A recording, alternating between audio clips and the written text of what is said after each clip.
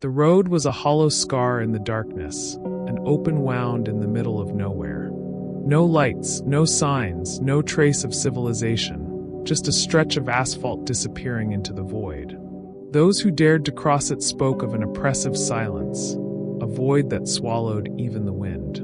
Some drivers swore they felt a presence lurking in the shadows, watching, waiting. But no one really knew what happened to those who were never seen again. Abandoned cars often lined the roadside, doors ajar, engines still warm, as if their occupants had simply vanished. Police reports were inconclusive. No bodies, no signs of struggle, just absence. A trucker once claimed he saw a man standing at the edge of the road, his face obscured by darkness. But when he blinked, the figure was gone. His radio crackled with whispers, voices speaking in a language he couldn't understand, as if something was trying to communicate. The few who survived spoke of missing time, as if they had been ripped from reality and then returned without explanation. A woman who disappeared for 3 days was found wandering in a distant field, unable to remember who she was or how she had gotten there. Her clothes were intact, but her feet were covered in mud and dried blood. "They called my name," she whispered before slipping into a catatonic state. Fear spread like an infection among those living nearby.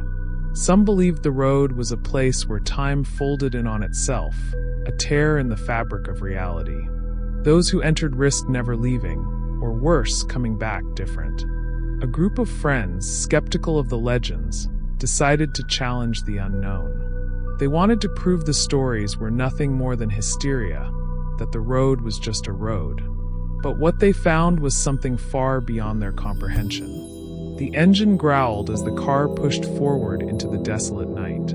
The radio let out a sharp crackle, and the whispers began to slither through the static, crawling like unseen fingers across the airwaves. One by one, the friends exchanged glances, sensing the invisible weight pressing against them, cold and suffocating. Something was wrong. Something was watching. And in that moment, they understood it wasn't the road that made people disappear. It was whatever lived inside it. The first thing they noticed was how the air itself felt different, thicker, heavier, as if unseen hands pressed against their skin. The headlights barely cut through the darkness, and the road seemed to stretch longer than it should, an endless tunnel of shadows. The GPS flickered, its screen glitching between static and maps that didn't make sense. Then, the first sign of something wrong. The clock on the dashboard had stopped. Not just frozen, but completely blank, as if time itself had ceased to exist. Their laughter, which had filled the car just minutes ago, faded into uneasy silence. A distant sound, like footsteps crunching on gravel, reached their ears, though there was no one in sight. The driver checked the rearview mirror, his breath hitching. Just for a second, he thought he saw a figure standing in the middle of the road behind them. Tall, motionless, featureless. But when he turned his head, there was nothing there. Just the road, stretching on forever. Panic simmered beneath their skin, but none of them spoke it aloud. No one wanted to admit what they were feeling, the creeping terror gnawing at their minds. The trees lining the road seemed taller now, their branches bending in unnatural ways, as if whispering secrets to the wind.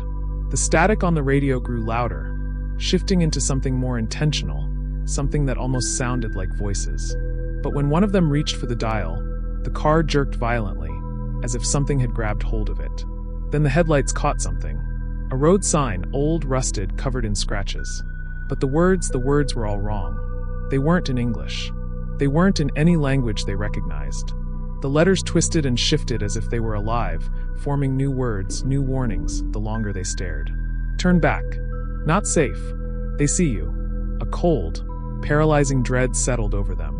Someone whispered, barely audible, "We shouldn't be here." But it was already too late. The road behind them no longer looked familiar.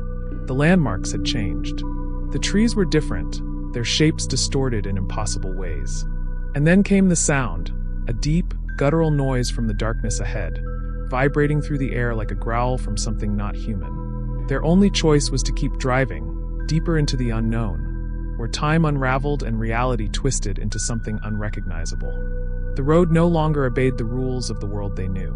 At first, it was subtle, small details that seemed off. The car's fuel gauge hadn't budged despite the miles they had covered. The moon, impossibly bright, hung frozen in the sky, refusing to shift position. And when they checked their phones, the clocks displayed nonsense symbols, as if time itself had collapsed. It felt like they were driving in circles, but the landscape outside the car was never the same twice. They tried turning around. It should have been simple, just a U-turn back the way they came. But after driving for what felt like an eternity, they saw it. The same rusted road sign, the same twisted trees, the same feeling of something unseen, waiting, just beyond their headlights. It was impossible. They had changed direction. They had followed the GPS, even though its screen now flickered between static and symbols they couldn't understand. But somehow, they were right back where they started. One of them, Eric, refused to believe it. He got out, stomping into the darkness with the stubbornness of someone desperate for control. The others watched as he moved toward the trees, his flashlight cutting weakly through the mist that had begun to creep in from the forest. "It's just a road," he called back, voice strained, pretending he wasn't afraid. Then the light in his hand flickered, and in that instant he was gone. No sound, no scream, just gone. They rushed to where he had been, calling his name, but the silence that answered them felt wrong. It wasn't just empty, it was hollow, like sound itself had been drained from the air. The ground where he had stood was undisturbed, no footprints, no signs of a struggle. He had been erased, as if he had never existed at all. Then, in the distance, deep within the trees, his flashlight blinked once. Then again, but it was farther than it should have been, impossibly deep into the forest. And then it moved. Something was holding it. Something not Eric. They scrambled back into the car, locking the doors even though they knew that wouldn't stop whatever was out there. The radio whined with static before a voice, warped and distorted, whispered something through the speakers. A single chilling phrase. He never left. Panic settled in the car like a living thing, thick and suffocating. No one spoke at first, their minds too tangled in the impossible. Eric was gone, but the flashlight, it was still moving, deeper into the trees, swaying as if something wanted them to follow. No one dared to. Instead, the driver slammed the car into reverse, tires screeching against the cracked asphalt. But no matter how far they backed up, the flashlight remained visible, the distance between them and it never changing. Then came the whispers. Not from the radio this time, but from outside the car, pressing against the windows, slithering into their ears like the cold breath of something ancient. The voices called their names. One by one, slowly, intimately. It was a voice they recognized, Eric's voice. But it wasn't him. It couldn't be. His voice was layered, twisted, as if something else was speaking through him. "I see you," it whispered.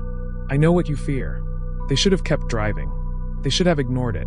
But fear does strange things to the mind, and one of them, Lisa, broke first. She threw the door open before anyone could stop her, stumbling into the night with wild, desperate eyes. "Eric," she called. She knew better. They all knew better. But denial is a powerful thing. Before anyone could grab her, she was gone. Swallowed by the dark between the trees, her scream cutting off like a string had been pulled from her throat. Silence returned, heavier than before. The headlights flickered, the engine stuttering as if the car itself was suffocating under an unseen weight. Then, just outside the window, she was back, standing perfectly still, staring, her eyes wide, unblinking, reflecting the light like an animal caught in the night. But something was wrong. Her face was too smooth, her expression empty, her mouth moving without sound. Then, in a slow, jerky motion, she raised her hand and pointed at the driver. A single word pressed into their minds, not spoken, but felt. Run. But there was nowhere left to run.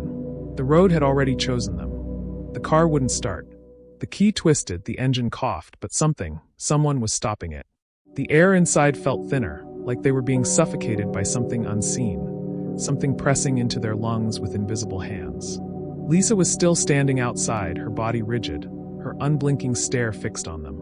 But it wasn't Lisa anymore. Not really.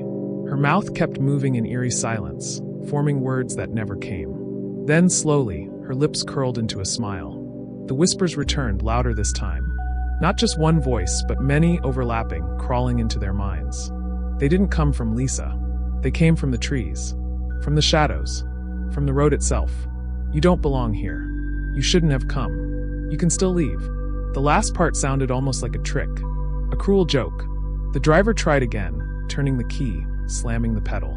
Nothing. Then Lisa took a step forward. Then another. One of them, Jake, lost it. He lunged for the door handle, ready to run, where, he didn't know. But the moment his foot touched the ground, the world around them shifted. The road, the trees, the sky, everything folded inward, twisting like a reflection in broken glass. 1 second, he was outside the car. The next, he was gone. Not into the trees. Not into the road. Just erased. His seat was empty. His voice, his name, already fading from their minds, like he had never existed at all. The realization hit hard. The road wasn't just taking them. It was unmaking them, erasing them from time itself. And soon there would be nothing left. The headlights flickered violently, shadows stretching unnaturally long as something moved in the darkness beyond their reach. A shape, a figure. No more than that, many figures. Watching, waiting. And Lisa, if it was still Lisa, was standing between them, tilting her head like a puppet with broken strings. Then she whispered, her voice finally returning, but not her own. "You're already part of it now." And just like that, the road swallowed them whole. The darkness wasn't just around them, it was inside them. It crawled beneath their skin, filled their lungs, tangled itself in their thoughts like roots pulling them under. There was no road anymore. No trees. No sky. Just an endless void where the world had been. And yet the car was still moving, though no one was driving it. It drifted forward as if guided by unseen hands, carried deeper into a place that should not exist. The whispers had changed. No longer voices, but memories. Their memories. Childhood fears, forgotten nightmares, moments of shame and regret they had buried long ago. They weren't just hearing them, they were reliving them. Lisa's broken voice whispered about the time one of them, Sam, had nearly drowned as a kid, and suddenly, his seat was empty. Gone. The car lurched violently, as if the space he had once occupied had collapsed into itself. They barely had time to scream before another memory surfaced. The road, if it could still be called that, began to change, reflecting their minds in grotesque distortions. The trees took the shape of faceless people from their pasts, their mouths moving in silent accusations. The sky was nothing but an open void, filled with shifting things they couldn't name. And ahead, just visible in the distance, was a structure that had no right to be there, a gas station. Old, abandoned, flickering with dying fluorescent lights. The car stopped abruptly, the doors unlocking on their own. The message was clear. The road had brought them here for a reason. They could feel it. Something was inside, waiting. Maybe answers. Maybe escape. Or maybe this was just another trick, another step into the nightmare that had already swallowed most of them. The only thing more terrifying than stepping inside was staying out here.